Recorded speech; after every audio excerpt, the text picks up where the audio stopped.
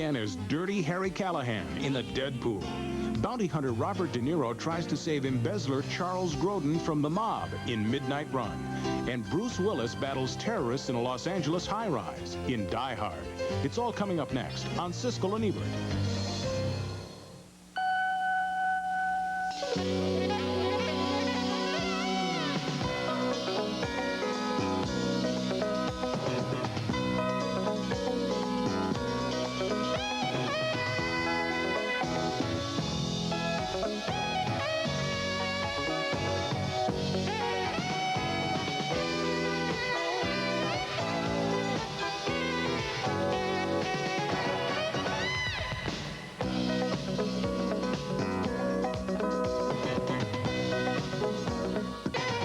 Hey, look, Callahan, Johnny was a major drugs user, and I predicted he'd die this year, but that's all I did. Don't you get it? The whole idea is to pick celebrities who aren't going to make it because they're old, or because they're sick, or because they're in a high-risk profession. Like police work. That's Clint Eastwood, and when he's wearing a sport jacket and a holster in San Francisco, he's usually playing the most famous cop in the world, Dirty Harry Callahan. And that's the case in The Deadpool, the 5th Dirty Harry movie, and one of 5 new films we'll be reviewing this week on Siskel and Ebert. I'm Gene Siskel of the Chicago Tribune. And I'm Roger Ebert of the Chicago Sun-Times. Our first movie is named The Deadpool, and this is the 5th, and I think one of the wittiest and most offbeat of all of the Dirty Harry movies, starring an older and more bitter, but also wiser Detective Harry Callahan, who has become very disillusioned about the way that television news cameras invade private lives. In the film, Dirty Harry once again seems to have an instinct for walking right straight into trouble, as in this scene in San Francisco's Chinatown, with Evan Kim as his new Chinese-American partner.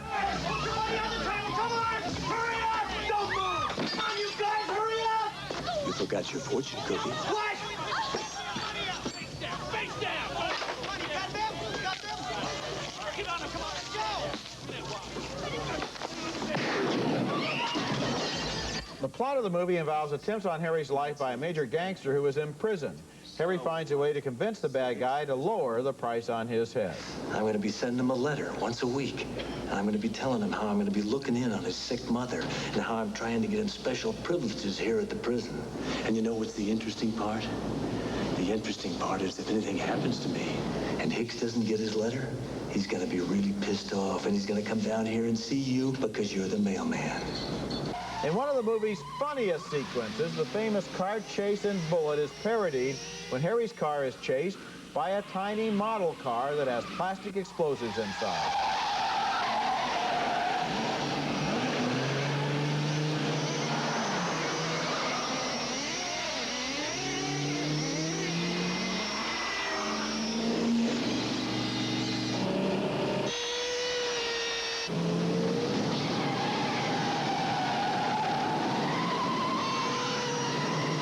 Harry's romantic interest in the film is a local TV anchorwoman played by Patricia Clarkson. She seduces him because she wants to do a profile on his life. I don't like people going around saying they're going to kill me. And more than that, I don't like journalists who are trying to raise their ratings on the fact that they might succeed. I was going to ask That's you the end of the story. The title of The Deadpool comes from a betting pool about which names in a list of celebrities are going to be the first to die. And, of course, in San Francisco, Harry Callahan's name is right there on the list. That leads to the usual Dirty Harry action as various celebrities do die in the movie. But what's new about this film is the way it weaves both television news and violent movies into its plot itself, as a famous horror movie director becomes one of the suspects in those Deadpool murders. This is a wittier and more thoughtful movie than the reputation of the Dirty Harry series might lead you to suspect, and I liked it in more different ways than I expected. I agree with you absolutely. It's very easy to say that this is the best Dirty Harry film since the original film, which is a classic of all time. I think that the script is very intricate. I enjoyed it just the way you did. The chase scene, the parody of that chase scene had me laughing all the way through it. I love the shots with the car going over, you know, the little itty-bitty car just going over the hill, and then, you know, that see the sparks coming off of it. That was funny. He is in character. He didn't throw away this film. Sometimes in the Dirty Harry series, I felt that he had sort of a disdain for this character that made him so popular. I think he's enjoying playing Dirty Harry. Maybe this is the last time. Maybe this is the swan song. If it is, it's fine because he really gives this character his due. You know, there's one thing that trivia fans might want to remember about this film. In every single Dirty Harry movie, there was at least one line that becomes his trademark. Yeah, Like, I know. go ahead, make my day. Right. And the thing this time is he comes up with a line you can't say on television. I know. Maybe he's trying to make you have to go to see the movie to figure out what his trademark is. I don't know. But it's a fun movie. It's a lot of fun, and of course, after his first killing in the film, there is the twitch. That twitch. I love that twitch. You know, as I was watching this film, I realized I've gotten to know this character so well that, for example, when they call him in, you know, and he's called on the carpet, that's like, it's a part of a ritual of American movies. Okay, Harry, you've damaged 6 squad cars. You're back to the desk again. And we think, oh, yeah, that's true. No, he ranks with the all-time great characters. Our next film is called Phantasm 2. This ranks with one of the worst movies of all time. It's the sequel to the disgusting but popular 1979 horror film about a young girl having visions of an evil tall man whose weapons include a flying silver ball with razors and a power drill perfect for skewing someone's head. Well, we'll just show you the beginning of this scene where the ball slices a clergyman's ear off. The rest is too disgusting. What's that sound? You stay here.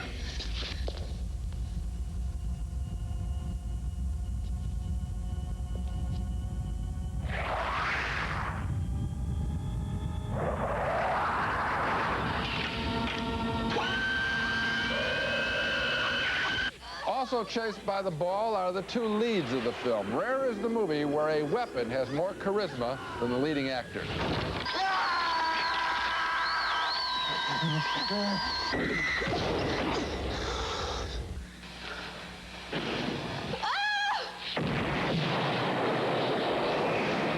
Let's get this straight real quick. You take that silver ball out of the Phantasm movies, you don't have a movie.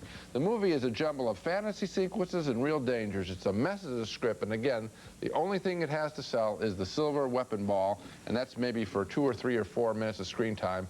I would surely hate to see someone be suckered in to seeing Phantasm 2 just to see a silver ball drill a hole into someone's forehead. I've seen, goodness knows, I've seen a lot of bad films in my time, but this one made me as angry as any I've seen, because the movie and the movie makers didn't even bother to make the effort to try to do something worth seeing.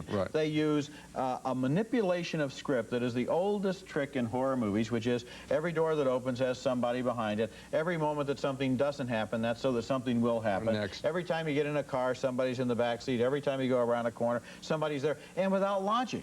And the cop-out of the fact that it's all a nightmare is exactly that. It's people too lazy to write characters and to write a plot. So all you have are the special effects coming in and various body parts flying around and various graves being opened. It's not a movie. It's essentially an exercise in the ego of special effects people. Well, it's an exercise in the desire to make money off a sequel. Coming up next, Midnight Run with Robert De Niro as a bounty hunter who can collect $100,000 if he can get his captive from New York to Los Angeles in just 5 days. You guys are the dumbest bounty hunters I've ever seen! A Midnight Run, and this one is a real surprise, a cross-country chase picture that's filled not only with action, but also with a lot of humor, and also with some surprisingly tender insights into human nature. The movie stars Robert De Niro as an ex-cop who's become a bounty hunter for a bail bondsman. And as the movie opens, FBI man Yaphet Kotto is warning De Niro off the case. Kotto says the FBI wants De Niro's quarry for itself. I've been working on this Jimmy Serrano thing for about 6 years. Mardukas is my shot. I'm going to bring him into federal court. And I don't want any third-rate renter thug who couldn't cut it as a cop in Chicago bringing him to L.A. on some bullshit local charge. The man they both want to get their hands on is a quiet accountant played by Charles Grodin. He has embezzled $15 million from a Las Vegas mafia boss, played by Dennis Farina, who wants his goons to kill him before the FBI or De Niro can do their job. I thought you told me this guy was going to be on the plane. That's the information we got, Jimmy. That's the information we got. I'm going to tell you something. I want this guy taken out, and I want him taken out fast. You and that other dummy better start getting more personally involved in your work, or I'm going to stab you through the heart with a pencil. Do you understand me? After De Niro captures Grodin in New York, it brings him back cross-country by bus leading to a shootout in Chicago. The best parts of the movie come as the two men talk to each other during that long journey, getting to know one another. De Niro says he wants to use his reward to open a coffee shop. Grodin, the accountant, has advice on that subject. I have to tell you, a restaurant is a very tricky investment. More than half of them go under within the first 6 months. If I were your accountant, I'd have to strongly advise you against it. You would, huh? Well, you're not my accountant. No, I mean, if I were your accountant... I told you. I took you out here. No, I'm just saying that it's a very, very tricky business, and if I were your accountant, I would really strongly have to advise you against it as an accountant. You're not my accountant. I realize I'm not your accountant. Saying if I were your accountant. And throughout the movie, there are moments when those two actors are held on the screen talking to each other, and it's just like, you just want to see the movie again because they're so good together. It's that relationship between De Niro and Grodin that's really at the heart of this movie. And I was surprised by how much depth and subtlety they found in their characters in what might seem like just another action movie if you only describe the plot. Looking at those two actors working together is a revelation. It's like opening a textbook on how to act in a movie, and they both have a lot of important moments where they don't say anything. Right, their eyes do the talking. Their reaction does the talking, and a subtle reaction, too. The story of Midnight Run is basically a formula, but the result is completely original and surprisingly touching. Yes, I found it, too. You know, there was a film called Planes, Trains, and Automobiles, in which John Candy and Steve Martin had a similar kind of relationship. But that's sort of now, you give that one a B, maybe. This is A+ material in the same way of two different kinds of guys going off on a journey through different planes, trains, and automobiles, as it turns out, and having a far more deeper relationship, fully actualized. In addition, it's also thrilling. I was very interested if they were going to go off the deep end and make it too much of a personal story, but then they managed to get back and make it exciting. Then they make it funny. Then they make it warm-hearted. Script by George Gallo, who did a wonderful film called Wise Guys that we both like, directed by Brian De Palma.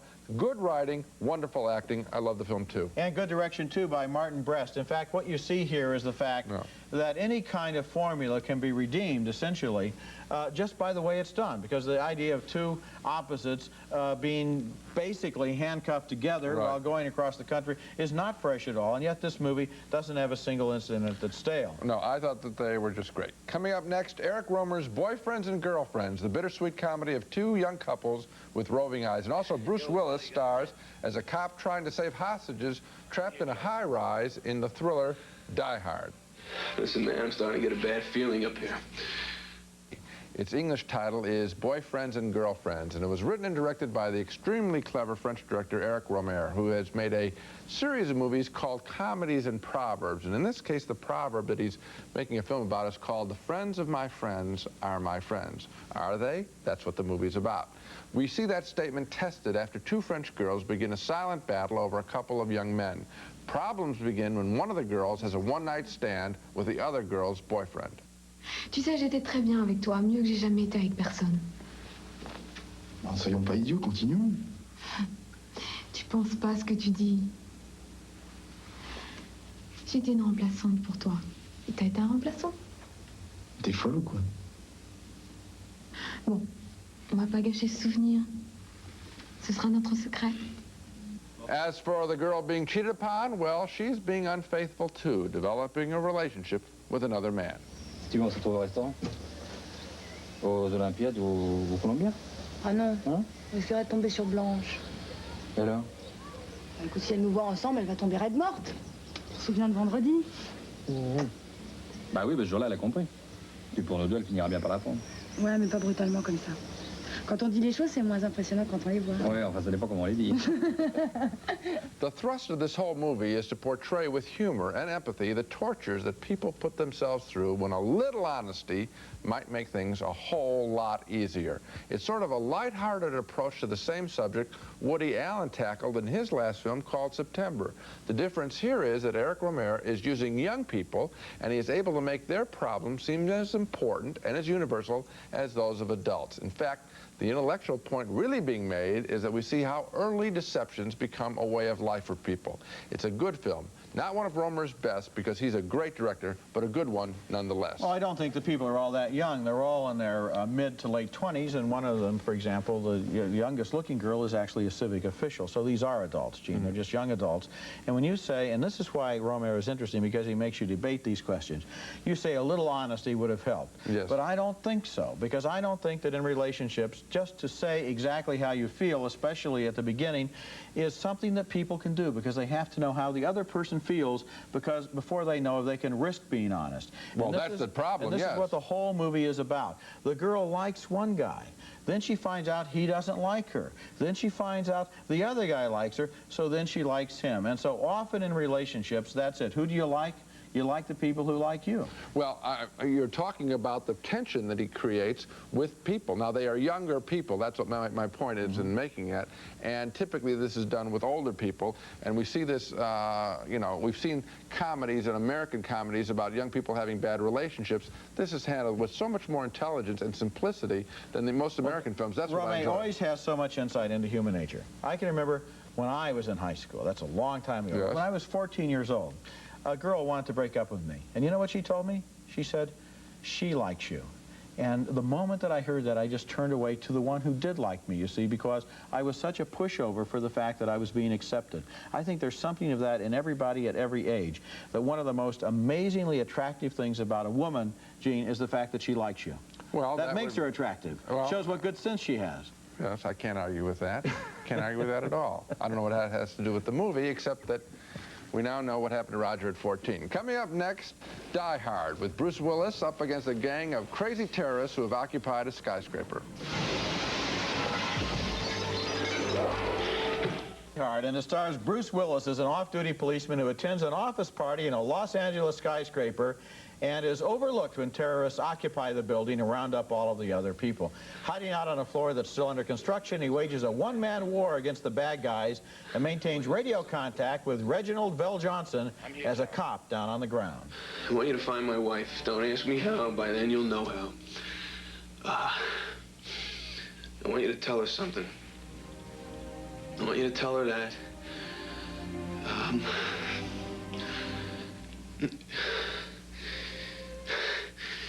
tell her it took me a while to figure out what a jerk I've been. The movie is filled with wall-to-wall action, a lot of it based on the inability of the LA cops to believe that Willis himself is really a cop and not a tricky terrorist. Go to the roof. The car's up there! Below the roof! I promise I will never Even think about going up in a tall building again. God, please don't let me die.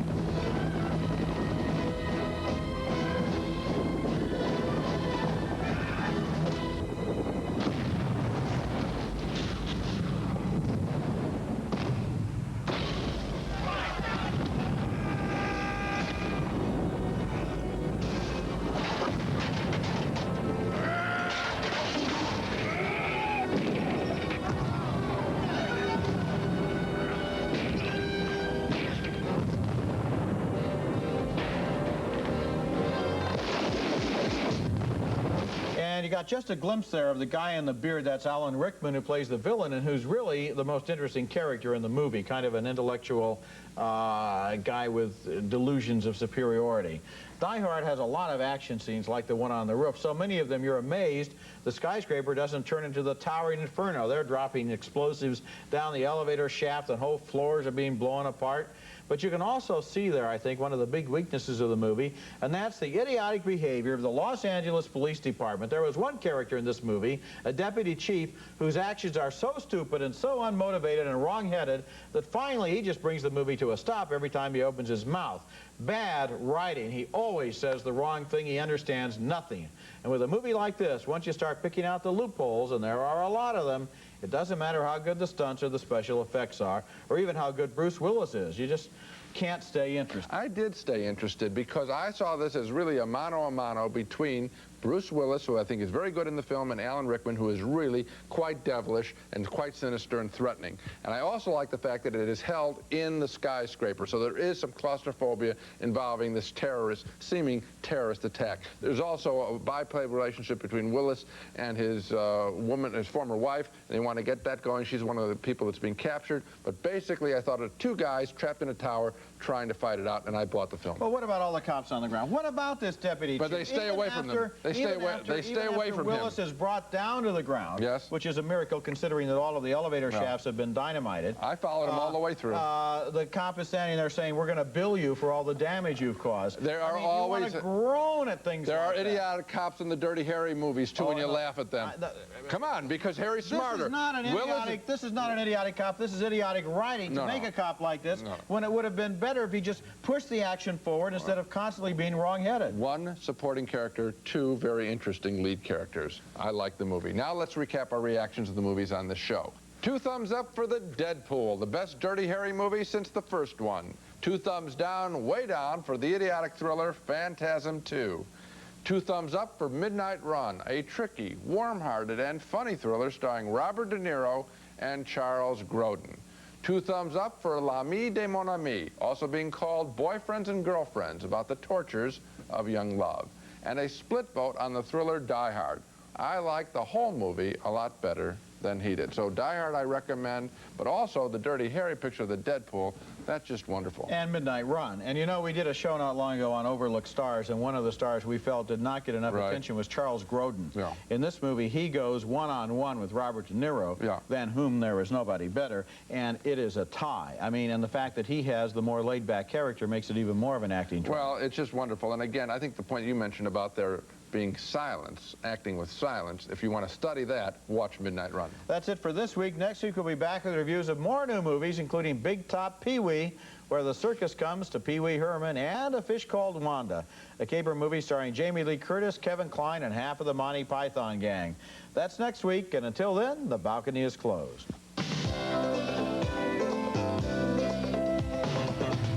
Raisinets and Goobers are playing everywhere, starring plump, juicy raisins and great golden peanuts. Both now feature creamy Nestle milk chocolate.